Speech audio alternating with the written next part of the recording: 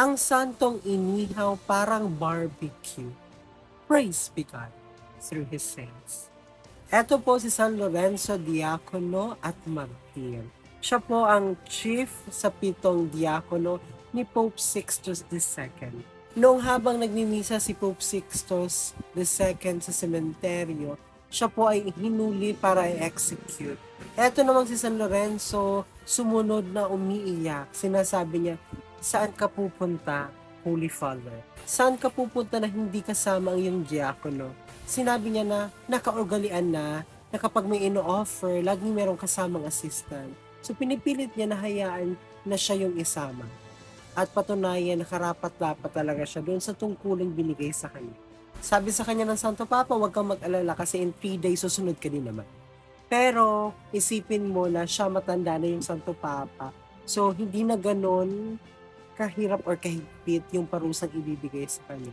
Pero dahil bata pa si San Lorenzo ng mga panahong yun, sinabi ng Santo Papa, mas mahirap yung dadanasin. Ang plano kasi ng emperador noon is lupigin yung mga Kristiyano at hindi sila hahayaang magkaroon ng pagpupulong o pagsasama-sama at patayin yung mga miyembro nito. Isa sa pinaka-goal nila is makuha yung yaman ng simbahan.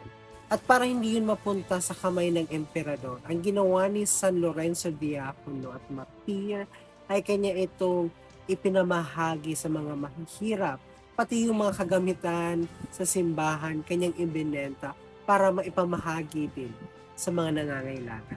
Sabi doon sa nabasa ko, para nagpaalam or nag-request itong si San Lorenzo na i-delay muna yung kanyang execution para malikom niya or maipon niya lahat ng kayamanan ng simbahan para maidala niya or maibigay niya sa emperador.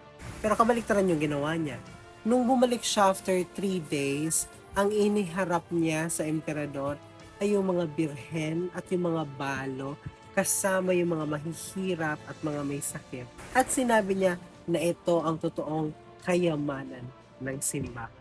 At para hindi siya execute, inutusan siya na mag-offer ng sakripisyo sa kanilang mga Diyos-Diyosan. Sinabihan kasi siya na kapag hindi siya mag-aalay na sakripisyo doon sa kanilang mga Diyos-Diyosan, ang papanoorin buong gabi is yung kanyang mga paghihirap. Sinagot niya lang ito na walang dilim or kadiliman sa kanyang gabi, puro lang kaliwanagan. Kaya ang ginawa sa kanya is binato siya ng bato sa bibig. At doon na nga siya inihaw ng buhay. Kaya sa iconography niya, meron siyang hawak-hawak na parang ihawan. Hindi po siya magbabarbecue or mag-iinasal. Siya po yung inasal at binarbecue.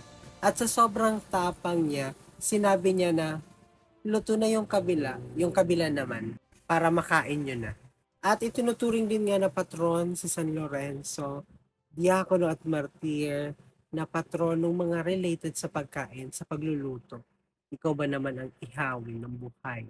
Hanggang dito na lang muna, Chingas and Faith. Ito po ang inyong Hermano nagpapaalalang, piliing maging masaya at piliing maging banal.